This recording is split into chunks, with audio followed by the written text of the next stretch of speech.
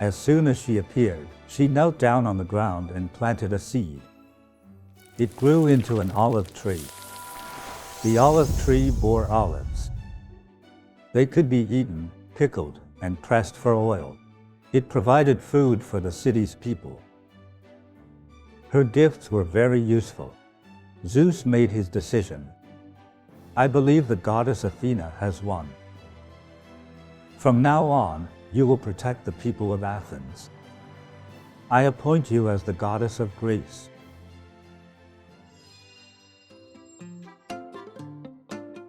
Hello, everyone. Recently, I visited a country renowned for its rich history and ancient civilization. That country is Greece. I first arrived in Athens, the capital of Greece. After arriving there, I witnessed ancient mythology come to life in modern Greece, within the city of Athens. It left me utterly amazed. One particular story left me in awe. It was the one about the Parthenon. Its construction is grand, majestic, dignified, and elegant. It gives off an aura of dominating the four directions. I was truly astonished. At the time of its construction, almost everyone in the world was uneducated. To have built such an exquisite structure, it's truly breathtaking. That was 2,500 years ago. This temple was built in the very center of what is now Athens. It was both a coincidence and divine will. In the approximate center of Athens, there is a large stone hill, not too high nor too low. The ancients named it the Acropolis. This temple was built on top of the Acropolis.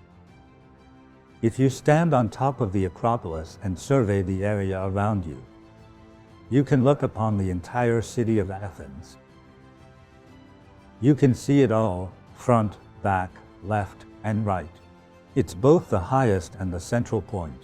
Isn't it amazing? Having built this structure on top of this rocky hill makes it especially sturdy. Plus, the temple itself is very tall, grand, and majestic. It forms a perfect union with this hill.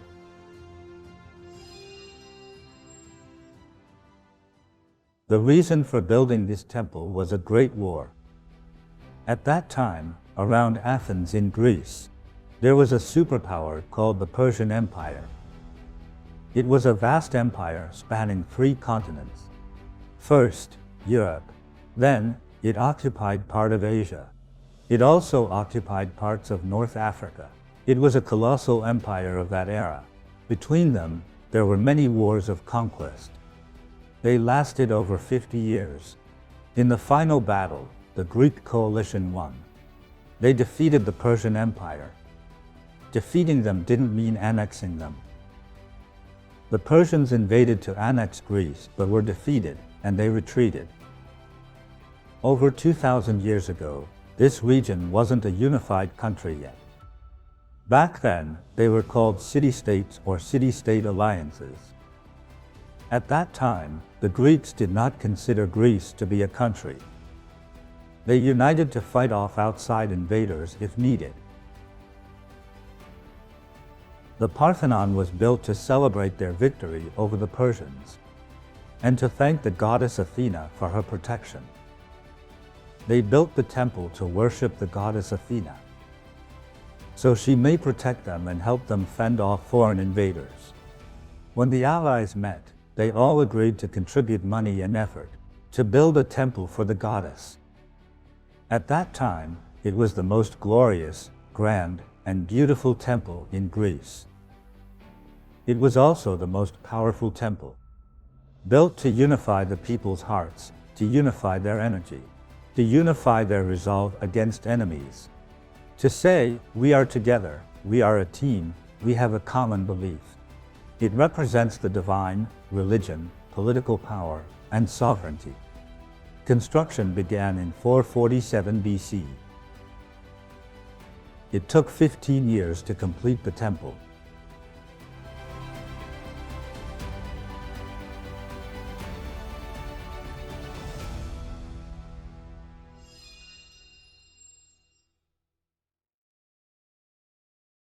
In Greek mythology, they believed in many gods. So many gods. Zeus was the king of the gods. He was deciding who would protect the area around Athens. He held a meeting with the gods. Two gods showed the most interest.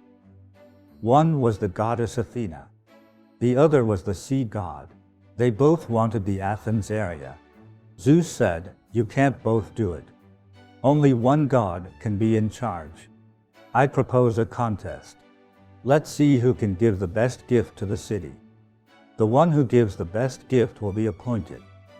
The sea god said, "I'll go first." In the past, gods loved war. He took a large trident, a weapon used in battles, and struck the ground forcefully. Seawater started gushing out. The other god said, "Why seawater? These are humans, not fish." That's enough. The next performance was by the goddess. As soon as she appeared, she knelt down on the ground and planted a seed. It grew into an olive tree. The olive tree bore olives. They could be eaten, pickled, and pressed for oil. It provided food for the city's people. There were other seeds as well, such as wheat, rice, and vegetables. Her gifts were very useful. Zeus made his decision. "I believe the goddess Athena has won. From now on, you will protect the people of Athens. I appoint you as the goddess of Greece." From then on, the goddess Athena became the guardian of this place. She holds an important position in ancient Greek mythology and religion. In times of war, she represents wisdom and strategy. In times of peace, she takes on another role. She assists in the creation of art, such as weaving and other handicrafts. For example, weaving in agricultural planting. People naturally held the goddess Athena in awe and worship. Zeus decided that from then on, the city would be called Athens.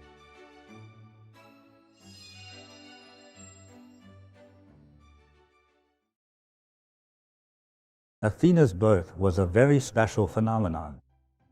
After all, she was a goddess. Her father was the king of the gods, Zeus. There was an ancient Greek myth that said the king of the gods, Zeus, would be overthrown by one of his own children, who would then rule the world and the universe. When Zeus heard this prophecy, he felt very uneasy. He was always afraid that his children would murder him and replace him.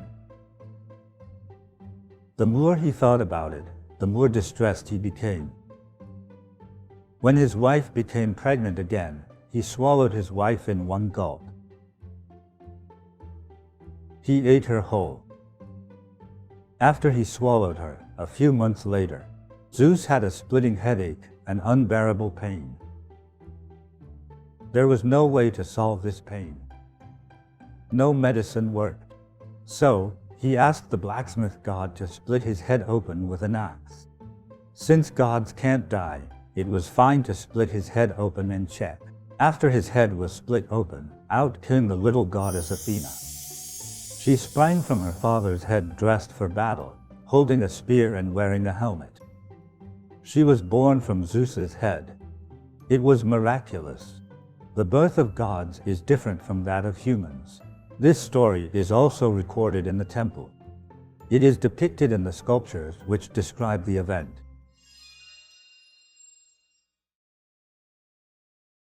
The entire temple structure is built with white marble. I understand that the area also has stones of different colors. But I believe they thought that using white stone to build the temple symbolized purity. Because in ancient Greek mythology, the goddess Athena is a virgin goddess. She is exceptionally pure, but also full of wisdom and strength. She is capable and strong. She can help others and invent things. She is also compassionate and kind. They decided to use white stones, which symbolize purity, to build this. Indeed, that region is rich in white marble. The entire architectural structure is rectangular. From an architectural perspective, it was really grand 2,500 years ago. The outer edge used a total of 46 large columns. This is also known as a peristyle building. The columns stand like soldiers in a row, neatly and orderly. Usually, a column is not made from a single piece of stone, but from many stacked together. The stones weigh about 1 or 2 tons each. Each column weighs about a dozen tons. The gaps between the stones are very small. Take this stone column. It's not just a single piece of stone. It's built with several pieces, but the stone surfaces in between are polished very smoothly. Remember, they didn't have power tools back then. This is incredible. This style of structure was actually a necessity of that era. I've done some research on this. Why did the column go from a round pillar to a decagonal or dodecagonal shape? Because its load-bearing capacity would increase. The overall shape of the column may seem straight at first glance, but it isn't. The shape of the column is actually somewhat like a carrot, thicker at the bottom. As it goes up, it gradually bulges out. This variation is for structural support and mechanics. There are more than 46 columns and even more beyond the perimeter, on the inside.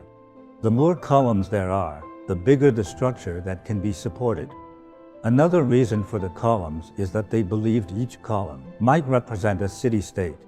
Each column appears independent, but we are actually united. This idea is also embedded there. Moreover, in between each of the grooves of the column, there is a sharp edge jutting out. This straight edge can be seen as the blade of a knife or an axe. During cold weapon eras, weapons were all made of stone or metal, right? They believed in the power of edge weapons. This power can defend my country and the lives of my people. It means we are the strongest.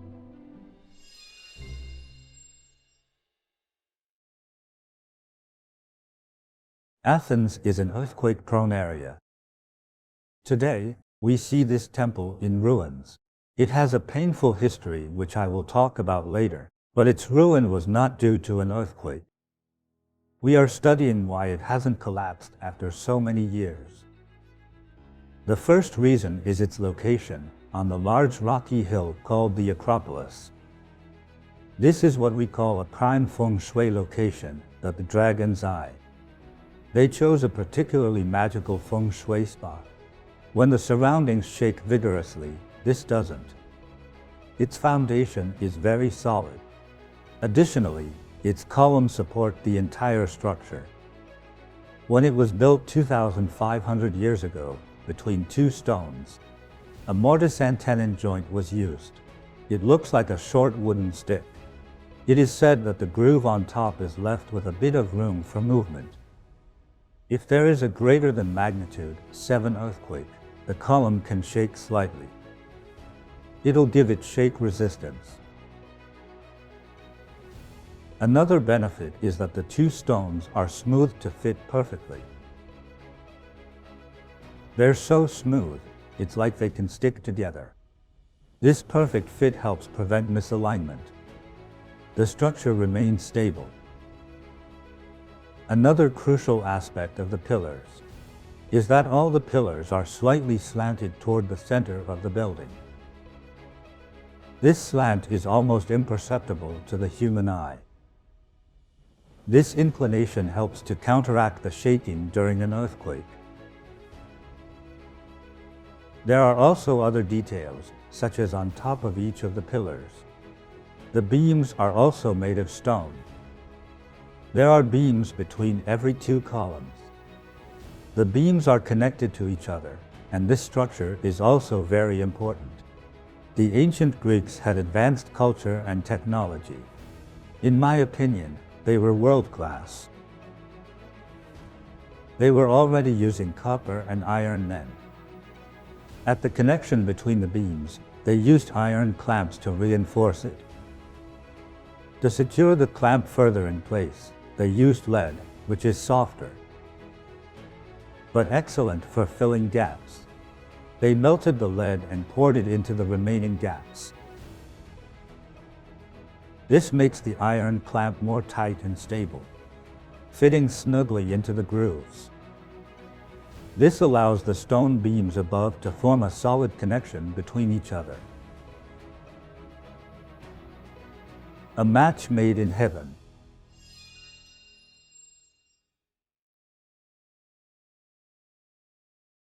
"2,500 years ago, they didn't build a structure only to serve a purpose.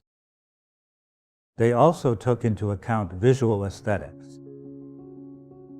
They had already discovered that when our eyes look at a perfectly flat square building, it creates a visual error or illusion. The Parthenon incorporated aesthetic design. It was particularly difficult to do. None of its lines are straight, it subtly rises in the middle, while the two ends remain flat. This is its structure. You don't really notice it when you look. You think it's flat. However, if the building were indeed flat, if it exceeded 30 meters in length, visually, we would feel that the middle is sunken, like it's collapsing. As for each of the columns mentioned earlier, I said they look like oversized carrots. Many scientists have studied them. If the columns were straight, uniformly thick from top to bottom, with humans being so small and the columns over 10 meters tall, visually, we would feel that each column's waist is sucked inward, the middle would appear thin. When the middle section is slightly thicker compared to the rest of the column, it creates a sense of grandeur and beauty. It even makes the column appear straight. This compensates for the visual illusion.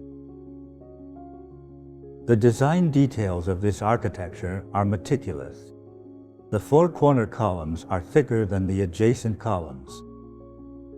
Moreover, the distance between them is slightly smaller. What is the benefit of this smaller spacing? The column at the corner is closer to the columns on its immediate left and right. This forms a trio of columns supporting the corner, making it stronger. Thus, it increases its strength. There is another incredible aspect. They also used an architectural aesthetics concept from that era. It is known as the 4:9 ratio. For example, its width and length are approximately 4:9. Also, the height and the width of its front are in a 4:9 ratio. Another 4:9 ratio is in the columns. From the front view, the column width is 4, and the distance between columns is 9. How can there be so much consistency? A constant 4:9 ratio, it's incredible. The distance between them isn't that wide, but placed together, it's so elegant. It's a very harmonious beauty.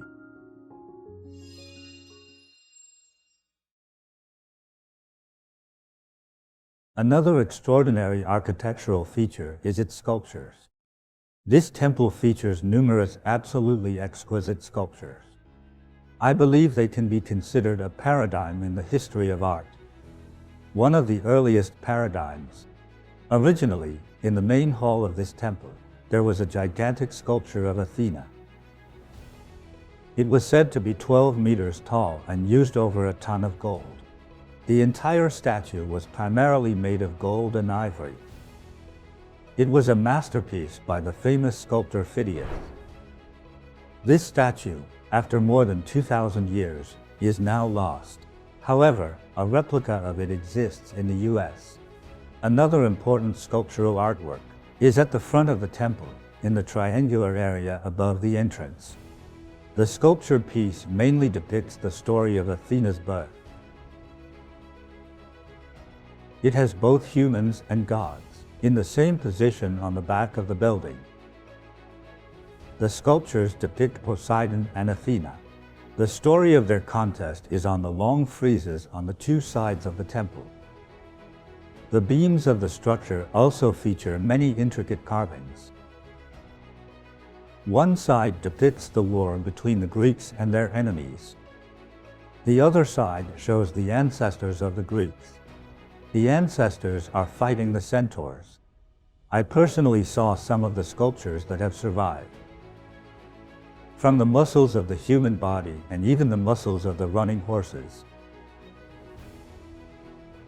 The robes worn by the goddess when you actually see the sculptures. You don't think it's stone. You feel like it's a real person sitting there. It's all so lifelike. I remember, on the streets of Athens, you occasionally come across modern replicas of ancient pottery pieces. I find them particularly captivating. The color of the fired clay, what we see now, is not the natural clay color, but the color after artistic process. Their painting skills can be seen on these pottery pieces. The artistic abilities of ancient Greeks were world-class. How did they manage to paint so realistically? In ancient times, people painted on cave walls, but the results weren't realistic. They were rough shapes only. The Greeks and their artistic creativity fill me with deep emotions.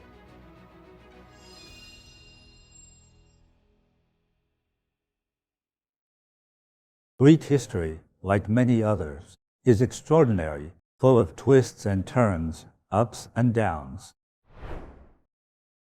Later, it was ruled by the Roman Empire.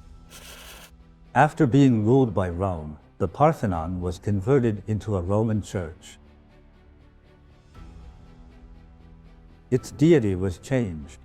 Later, as the Roman Empire began to decline, the Ottoman Empire rose. The later leaders of the Ottoman Empire were Muslims, followers of Islam. Thus, the Ottoman Empire occupied the temple. Then, the Parthenon became a mosque during that time. But later, about 500 years ago, the Venetians came and attacked. During the Ottoman rule, gunpowder and weapons were stored in the temple. But the Venetians detonated a bomb, resulting in the destruction of the temple.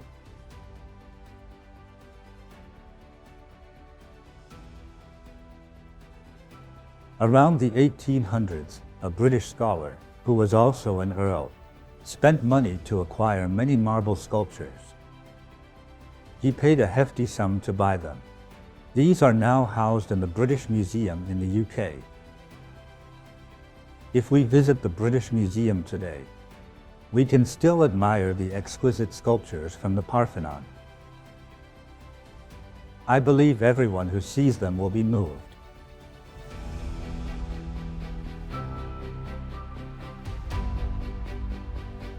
The civilization of ancient Greece was so sacred and powerful. Its culture, architecture, art, and philosophy were the highest in the world. Its architecture has influenced the architecture of the entire world. Today, 2,000 years later, when you see it, if you understand this history, I think your heart might shed countless tears for it. I have this kind of sentiment. So much bloodshed, so much faith, so much sincerity. For this faith, to protect the Greeks from invasion and the suffering of war, this temple was built. This is not an ordinary building. When I was sitting there, imagining, there was a group of elderly people around the temple, praying silently. Sometimes, when the big bell in the city rang, everyone would chant and pray together. What a breathtaking scene that is. The temple became the soul of the Athenians at that time. It embodied the spirit of all Athenians. Even though today it is somewhat in ruins, severely damaged. What remains after the explosion, the broken walls, is still so striking. In Greece and in Western history, it marks the origin of great philosophy as well. When I have time, I will tell you more about the three great philosophers of the West. Their stories are touching and remarkable. I believe you now definitely want to visit Athens, Greece, to see it and travel for a few days. Just like me, go there, to reflect and visualize the history. Maybe you will be equally moved.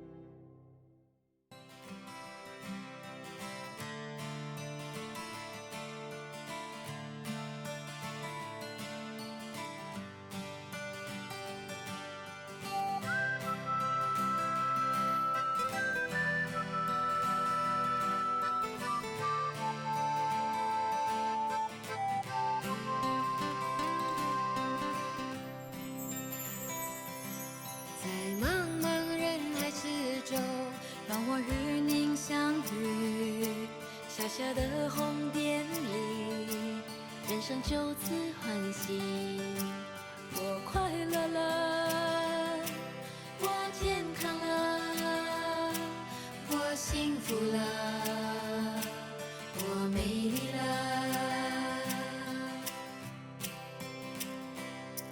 在茫茫人海之中，让我与你相遇。小小的红点里，人生变得神奇。